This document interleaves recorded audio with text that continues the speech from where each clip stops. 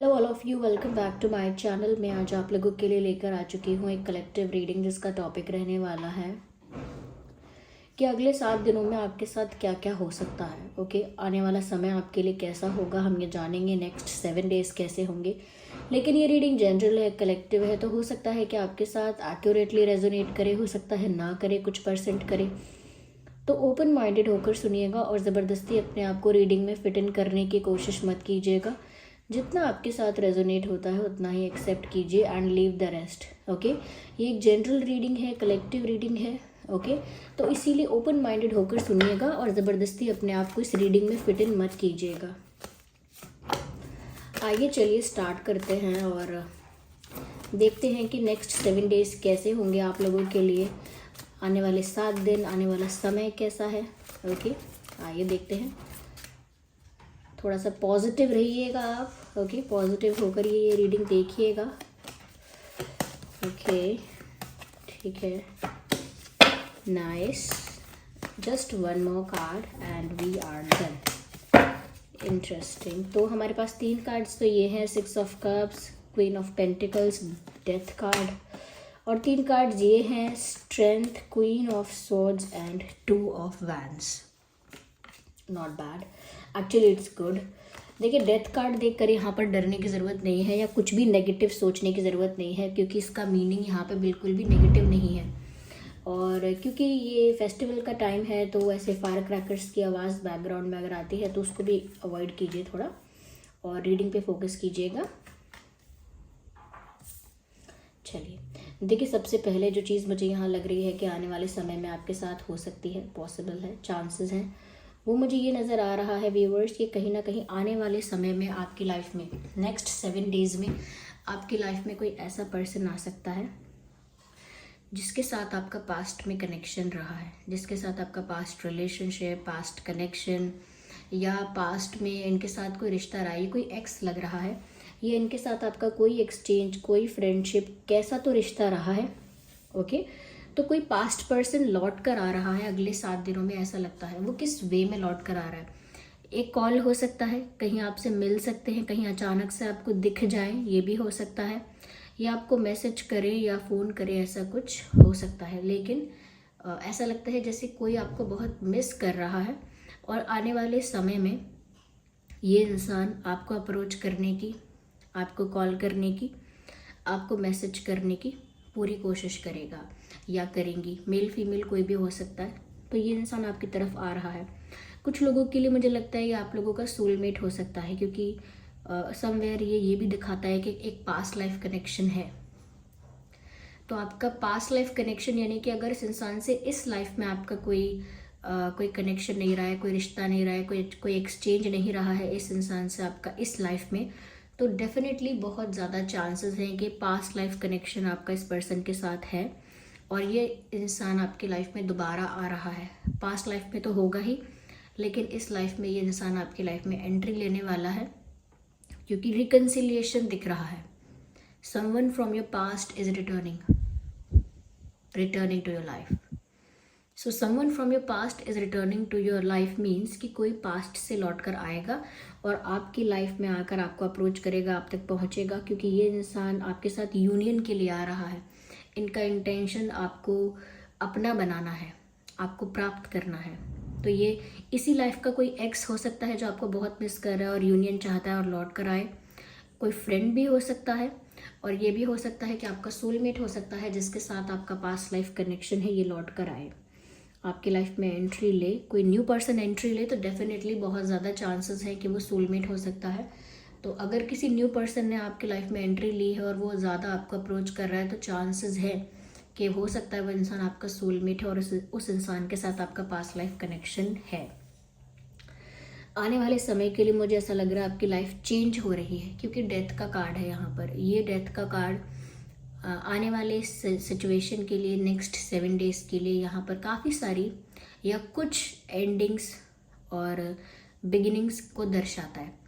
यहाँ पर ऐसा लगता है कि जैसे आपकी लाइफ में, चाहे करियर वाइज ले ले, फैमिली, हेल्थ या प्यार, लव लाइफ में, या कहीं भी आपकी लाइफ में ओवरऑल किसी भी एरिया में कुछ ऐसा है, कोई ऐसी साइकिल, कोई ऐसी सिचुएशन जो अब एंड होने वाली है, कोई ऐसी चीज़ जो अब समाप्ति की तरफ जाएगी, जो अब एंड होगी। तो कोई कार्मिक साइकिल हो सकती है, कोई प्रॉब्लम हो सकती है, आपका कोई डार्क फेज चल रहा था, कोई टफ फेज चल रहा था, कोई कॉम्प्रोमाइजिंग सिचुएशन थी जहाँ बहुत कॉम्प्रोमाइज़ कर रहे थे, घुट घुट के जी रहे थे, या बहुत अंडर कॉन्फिडेंट थे, या बहुत कुछ झेलना और यानी टॉलरेट करना पड़ रहा था, और बहुत कुछ सहना पड़ा था, बहुत इंतज़ार करना पड़ा था, या कह लीजिए किसी भी वे में वो पीरियड, वो फेज़ आपके लिए बहुत डार्क था, बहुत टफ था, बहुत कॉम्प्लिकेटेड था, और कहीं ना कहीं आप भी उसको झेल रहे थे, बस सह रहे थे बस।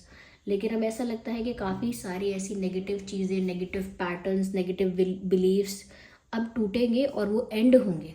टूटेंगे मतलब ये नहीं कि दोबारा होगा, वो नहीं, अब वो एंड हो रहा है, यानी कि इतना ही था। वो नेगेटिविटी, वो नेगेटिव पैटर्न, वो कहीं ना कहीं पेन, प्रॉब्लम, वो उतनी ही थी जितनी आपके लिए लिखी गई थी आपकी डेस्टिनी में। अब ऐसा लगता है जैसे ऐसे कार्मिक फेज और ऐसे कार्मिक साइकिल अब एंड हो रहे हैं। तो नेक्स्ट 7 डेज में आप कोई पॉजिटिव चेंज या एक तरह की कोई एंडिंग विटनेस कर सकते हैं कि आप अगले 7 दिनों में ऐसा देख सकते हैं कि कुछ एंड हो रहा है आपकी लाइफ में। आप किसी साइकिल को एंड होता हुआ देखेंगे, या किसी सिचुएशन से अपने आप को बाहर आता हुआ देखेंगे, या आपकी लाइफ में कोई नेगेटिव पैटर्न था वो ब्रेक होगा, वो देखेंगे। कोई नेगेटिव लोग थे या कोई नेगेटिव बिलीव्स थे, नेगेटिव लोग, वो सब आपके लाइफ से रिलीज़ होते हुए आप देख सकते हैं। तो किसी प्रकार की, किसी वे में कुछ एंडिंग्स आप देख सकते हैं। उनको लेकर घबराइएगा मत, क्योंकि ये एक न्यू बिगिनिंग का भी साइन है। एक नई शुरुआत भी आपकी लाइफ में होने वाली है, विच इज़ क्लियरली विजिबल। जैसा कि मैंने कहा कि कोई न्यू पर्सन भी एंट्री ले सकता है, या कोई पास्ट का ही पर्सन होगा लेकिन उसके साथ भी कोई न्यू बिगिनिंग हो सकती है। आपके करियर में आपको new opportunities, new ideas, new solutions, new ways, new directions आपको मिल सकती हैं आगे बढ़ने के लिए, टू मूव फॉरवर्ड। तो आपको इस चीज़ के लिए ओपन रहना है, एक रिसीविंग एनर्जी में रहना है, क्योंकि ये सब हो रहा है, होगा ही। डिनाइल में चले जाएंगे तो वो आप उसको इजीली एक्सेप्ट नहीं कर पाएंगे, फिर उस वजह से आपको प्रॉब्लम होगी। क्योंकि जो चेंज आना है वो तो आएगा ही, जो चीज़ एंड होनी है वो तो होगी ही, कोई बिगिनिंग होनी है तो वो तो होगी ही। अच्छी बात यह है कि ये वीडियो आप तक पहुंचा है, ये गाइडेंस आपको दी जा रही है कि आप उस चेंज के लिए, उस न्यू बिगिनिंग के लिए ओपन हो जाएं, ज़्यादा वेलकमिंग हो जाए, ज़्यादा रिसीविंग एनर्जी में जाए। अगर आप रेजिस्टेंस क्रिएट करेंगे, उस सिचुएशन से मुकर जाएंगे या पीछे हटेंगे, या बोलेंगे नहीं नहीं मुझे नहीं चाहिए चेंज, मत करो ये चीज़ें मेरी लाइफ से रिलीज़, मत करो इस इंसान को मेरी लाइफ से रिलीज़, या ये जो चल रहा है इसको ख़त्म क्यों हो रहा है, ये सब ये क्या हो रहा है, तो ऐसे घबराएंगे तो भी वो चेंज आना ही है, तो भी न्यू बिगिनिंग होनी ही है। इसीलिए आपको पहले से यहाँ गाइड किया जा रहा है, be open and be welcoming for the new situations और फॉर द चेंजेस। आने वाले परिवर्तन के लिए सज्ज रहिए, ठीक है। यहाँ पर मुझे ऐसा लगता है काफ़ी कुछ ट्रुथ आपके सामने रिवील हो सकता है, जो आप एक्सपेक्ट कर रहे थे और जो आप नहीं भी एक्सपेक्ट कर रहे थे। दोनों टाइप के सच जो है, दोनों तरह से सच्चाई जो है वो आपके सामने आ सकती है। यस, कोई अपना सच बताएगा आपको आकर, ये किसी ने अगर आपसे कुछ छुपाया था तो वो बताएगा। ओके, अपनी फीलिंग्स को लेकर काफ़ी कोई कुछ कन्फेस कर सकता है, अपने इमोशंस को लेकर, जो जेन्युइन इमोशंस थे, जो कहीं ना कहीं हिडन थे। तो कोई आकर, हो सकता है यही पर्सन जिसके बारे में मैंने कहा था, पर कोई तो आकर अपनी फीलिंग्स भी कन्फेस कर सकता है। कोई जो आपको लग रहा था कि आपसे झूठ बोल रहा है, कुछ छुपा रहा है, वो इंसान आपको आके बहुत कुछ एक्सप्लेन कर सकता है। ये बहुत सारी चीज़ें जिनका आपको आइडिया भी नहीं था कि ये सब बातें आपको पता नहीं है और आपके पीठ पीछे हो रही हैं, या किसी का रियल फेस क्या है, किसी की रियलिटी क्या है, किसी का इंटेंशन क्या है, एक्शन क्या है, किसी का एजेंडा क्या है, पर्पस क्या है। ओके, तो बहुत सारी चीज़ें आपके सामने ऐसी भी रिवील हो सकती हैं जो आपने एक्सपेक्ट नहीं की थी कि ये होंगी। अनएक्सपेक्टेड भी हो सकती है। एक्सपेक्टेड तो ये होता है कि ये इंसान मुझे जवाब दे, एक्सप्लेन करे कि इसने ऐसा क्यों किया, क्या है, मुझे क्लोजर चाहिए या आंसर्स चाहिए, क्लैरिफिकेशन चाहिए, जस्टिफाई करो व्हाई यू डिड दैट, क्यों किया ऐसा, या ऐसा हुआ क्यों। अगर आपने कोई गलती की, मैनिपुलेशन किया है, छुपाया, तो वाई यू डिड दैट, आप एक्सप्लेन करो। तो ये भी हो सकता है। ये किसी का झूठ आप पकड़ सकते हो, और बहुत सारी ऐसी चीज़ें जो आपको पता नहीं थी वो भी आपके सामने आ सकती हैं। लेकिन ये सारे ट्रुथ इसीलिए आपके सामने रिवील होंगे क्योंकि आपके नेगेटिव पैटर्न्स इस समय ब्रेक होना ज़रूरी है। तो वो आपके personal negative patterns as an, यानी आपकी खुद की हैबिट नहीं है, आपका खुद का एक्शन नहीं है वो, लेकिन आपकी लाइफ में भी जो भी नेगेटिव पैटर्न्स और नेगेटिविटी है उसका वो रिलीज कैसे होगी। जब तक आपको उसकी रियलिटी पता नहीं चलेगी तो आप उस पैटर्न से बाहर कैसे आएंगे, वो पैटर्न ब्रेक कैसे होगा। तो सच का सामने आना न्यू बिगिनिंग का और किसी चीज़ के एंडिंग का और नई शुरुआत का एक एक स्टेप है कि सच सामने आया है। तो अब तो मतलब आगे की तरफ बढ़ना ही है आपको। अब पीछे मुड़ के कहाँ देखेंगे। ओके, जहाँ पर किसी ने झूठ बोला या जहाँ पर किसी की रियलिटी सामने आई, अब वहाँ मुड़कर क्या देखेंगे। अब तो आगे बढ़ना ही पड़ेगा। Universe will push you forward, यानी कि जो परमात्मा है, ईश्वर है, भगवान है, वो आपको आगे की तरफ ही धकेलेंगे। आपकी लाइफ में सिचुएशंस ही ऐसी पैदा करेंगे जिससे आप आगे की तरफ बढ़ो, पीछे का तो रास्ता ही खत्म हो जाए। ओके, यहाँ पर मुझे ऐसा भी लग रहा है व्यूअर्स कि थोड़ा सा लो फील कर सकते हो कुछ मोमेंट्स में। ऐसा नहीं कि पूरा दिन या घंटों, कुछ पल ऐसे होंगे जहाँ थोड़ा सा लो फील कर सकते हो एनर्जेटिकली, लेकिन एनर्जेटिकली थोड़ा बहुत। लेकिन उसके बाद मुझे लगता है काफ़ी मोटिवेटेड फील करोगे, एक सडन अपसर्ज ऑफ एनर्जी होगी, काफ़ी एनर्जेटिक भी फील करोगे, पॉजिटिव भी अपने आप हो जाओगे, मोटिवेट भी खुद को कर लोगे, और कहीं ना कहीं वो करेज और वो कॉन्फिडेंस आपके अंदर आप गेन करोगे, क्योंकि कहीं ना कहीं आपके स्पिरिट्स आपको गाइड करेंगे। आपकी जो विल पावर है, ओके, आपकी जो विल पावर है कि हमेशा हारना नहीं, हार कर बिखर ना जाना, वापस उठकर खड़े होना, और एक न्यू बिगिनिंग के लिए प्रिपेयर रखना अपने आप को। तो मुझे लगता है कि कुछ मोमेंट्स ऐसे हो सकते हैं जहाँ पर मन थोड़ा अस्थिर हो जाएगा, थोड़ा डगमगाएगा, बेचैनी सी हो जाएगी, लेकिन वो कुछ ही देर के लिए, फिर वापस आपको लगेगा कि नहीं, ये मैं क्या कर रही हूँ, क्या कर रहा हूँ, किन चीज़ों में पढ़ रहा हूँ। अगर ये चीज़ें मुझे दुखी करेंगी तो फिर तो और भी लाइफ में लोगों की बड़ा बड़ा बहुत कुछ होता है। तो क्या ऐसे ही सब रोते रहे, दुखी रहे? तो आप किसी तरह से, तो मैंने जैसे कहा वैसे ही नहीं, किसी तरह से तो आप खुद को कन्विंस करेंगे, मोटिवेट करेंगे, और समझा लेंगे, एंड आप आने वाली सिचुएशन के लिए रेडी हो जाएंगे और गिव अप नहीं करेंगे। कॉन्फिडेंस भी आपका बूस्ट हो जाएगा। आपकी विल पावर इसमें बहुत इंपॉर्टेंट रोल प्ले करेगी। यानी कि कई बार ऐसा होता है कि इंसान के अंदर उतनी कैपेबिलिटी या उतनी एबिलिटी नहीं होती कोई चीज़ करने की। इंसान को लगता है नहीं है, ये मैंने कभी नहीं किया है, ये मैं नहीं कर पाऊंगा, ऐसा मैं नहीं हूँ, वैसा मेरे अंदर गुण नहीं है, वैसी मेरी क्वालिटी नहीं है। लेकिन कभी कभी इंसान की सिर्फ विल पावर उसे इतना आगे ले जाती है जितना उस इंसान ने खुद ने एक्सपेक्ट नहीं किया था। Why am I saying this? जैसे कोई इंसान है, कमज़ोर है, ज़्यादा एनर्जेटिक नहीं है, ज़्यादा स्टेमिना नहीं है, उसको बोलोगे 10 किलोमीटर चलो पैदल, 15 किलोमीटर चलो पैदल, वो बोलेगा कि मेरे तो फिज़िकली ताकत ही नहीं है इतनी, मैं तो बेहोश हो सकता हूँ, मेरे पैर दुखेंगे, मैं गिर पड़ूंगा, मैं कैसे चलूँगा इतना। वही किसी को बोलो जो फिट है, उसको बोलो कि आप चलो, वो बोलेगा हाँ आराम से, मैं तो रोज़ इतना चलता हूँ या आराम से चल सकता हूँ, इतना फिट हूँ। तो अब अगर जो इंसान थिन है या वीक है या जो ज़्यादा एनर्जेटिक नहीं है, अगर उसकी विल पावर उससे अलाउ करे कि नहीं अब मैं तो करके दिखाऊंगा, मैं चाहे मैं कितना भी कमज़ोर हूँ, चाहे मेरा कितना भी फिटनेस मेरी कम है, लेकिन अब मैं ये 10-15 किलोमीटर चल के दिखाऊंगा ही दिखाऊंगा। और वो शायद 15 किलोमीटर पूरे कर भी ले, पूरे 15 किलोमीटर चल भी जाए, और वहाँ डेस्टिनेशन पर पहुँचकर 15 किलोमीटर पर पहुँचकर वो शायद बेहोश हो जाए या फेंट हो जाए, या एग्जॉस्ट हो जाए पूरी तरह से, लेकिन वो अपनी विल पावर की वजह से कि अब तो ठान लिया तो मैं करूँगा, मेरा शरीर कैसा भी हो लेकिन अब मैंने ठान लिया। तो वो विल पावर है जो इंसान को इंसान की एबिलिटी से, कैपेबिलिटी से बाहर लेकर काम करवा सकती है। तो आपकी विल पावर आपको वापस खड़ा करेगी, डिमोटिवेट नहीं रहने देगी। ओके, मुझे ऐसा लग रहा है बहुत जल्दी नेक्स्ट 7 डेज़ में, और मे बी 10 डेज़ में, 15 डेज़ के अंडर कोई सिचुएशन ऐसी क्रिएट होगी जहाँ पर आपके सामने 2 रास्ते आ जाएंगे। 2 रास्ते एज इन आगे बढ़ना है कि पीछे जाना है। ये इंसान की जो रियलिटी सामने आई है या जो भी पता लगा है, ये सब कुछ जान के मुझे आगे बढ़ना है या इस इंसान को एक और चांस देना है।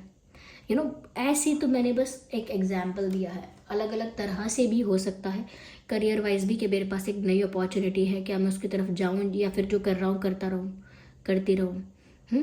तो ये कहीं भी हो सकता, 2 रिश्ते हैं, इस रिश्ते को चूज़ करूँ या ना करूँ। तो ये सिचुएशंस आपकी लाइफ में आएंगी और आप एक डिसीजन भी लेंगे।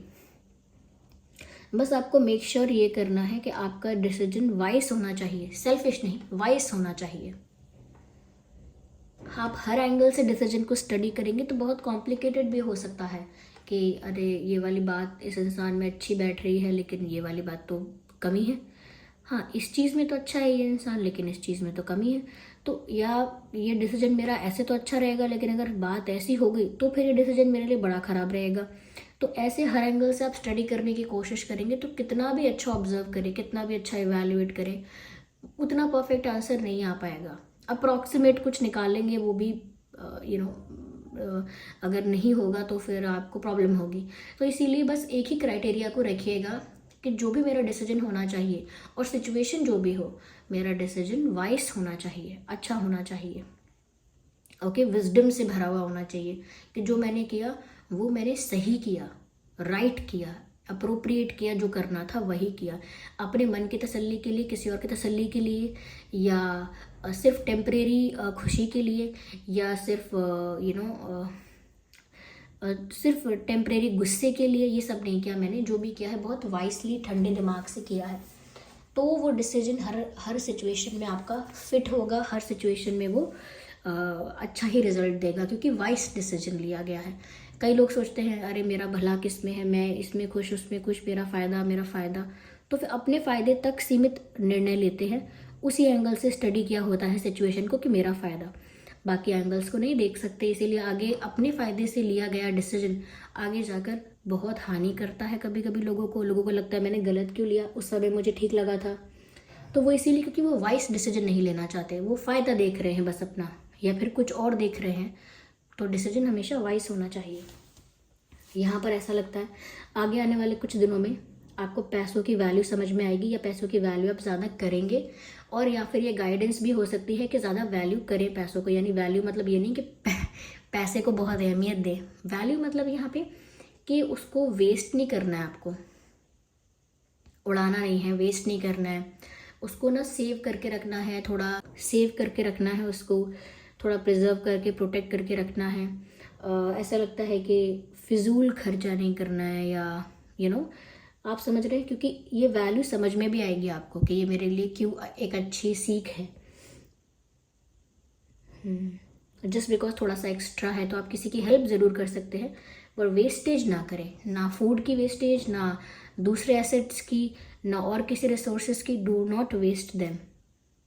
ये अभी आपको ऐसा लगेगा कि ये तो सिर्फ एक एडवाइस है, लेकिन जब इन रियलिटी आपके सामने आएगी सिचुएशन तो आपको लगेगा नहीं ये एडवाइस नहीं, ये तो फैक्ट है, ये तो फैक्ट है, मुझे ऐसा करना ही चाहिए, क्यों ना करूं ऐसा। तो इसीलिए अभी एडवाइस लग रही है, अभी सजेशन लग रहा है रीडिंग के अकॉर्डिंग, लेकिन आगे जाकर जब ये एक्सपीरियंस में आएगा, पर्सनल एक्सपीरियंस में आएगा, तो आपको एक फैक्ट लगेगा।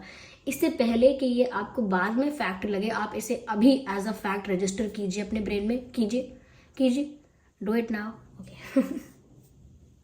So this was the reading. I hope ये रीडिंग आपके लिए हेल्पफुल और रिलेटेबल रही है। अगर इस रीडिंग ने आपको थोड़ा भी गाइड किया है तो वीडियो को लाइक करें, कमेंट करके बताएं कितने % हेल्पफुल रही है, कितने % रेजोनेट करती है, और अगर आप नए हैं तो सब्सक्राइब करें ड्रीम टैरो चैनल को। चलिए फिर मिलते हैं अगली रीडिंग में, तब तक के लिए bye bye family, bye bye, take care.